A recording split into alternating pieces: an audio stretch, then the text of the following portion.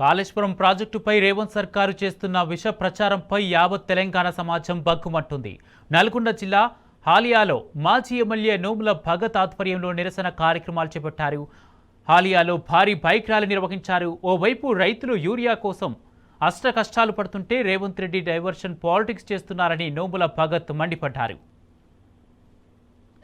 రేవంత్ రెడ్డి ఒక్కటి మాత్రం గుర్తుపెట్టుకో, ఈ రోజు తెలంగాణలో డైవర్షన్ పాలిటిక్స్ పేరిట ఈ రోజు నువ్వు అడ్డగోలుగా ఎంక్వైరీలు వేస్తూ ఈ రోజు కేసీఆర్ గారి పేరు మీద ఏదైతే మీరు ఎంక్వైరీ చేసిరో నిన్ను ఖచ్చితంగా బంధ పెడతాం. ఒకవైపు రైతులు కూడా పెద్ద ఎత్తున చెవులకు కూడా ఎనసంపగలేని అమ్మల కాంచి అక్కల కాంచి నిన్ను తిడుతున్నారు. కొద్దిగైనా స్వామి తెచ్చుకొని రైతులకు యూరియా అందించాలి, దాని మీద దృష్టి పెట్టు. రైతులకు యూరియా అందించే సోమి లేదు. కానీ రేవంత్ రెడ్డి మాత్రం ఈ రోజు కేసీఆర్ గారిపై తప్పుడు కేసులు పెట్టడాన్ని మేము బీఆర్ఎస్ పార్టీ పక్షాన, నాగార్జున సాగర్ నియోజకవర్గ పక్షాన పెద్ద ఎత్తున ముక్త ఖండంతో ఖండిస్తున్న సంగతి మళ్ళొకసారి గుర్తు చేస్తూ తక్షణమే సిబిఐ ఎంక్వైరీని వెనక్కి తీసుకోవాలి. రైతులకు యూరియా అందించాలి.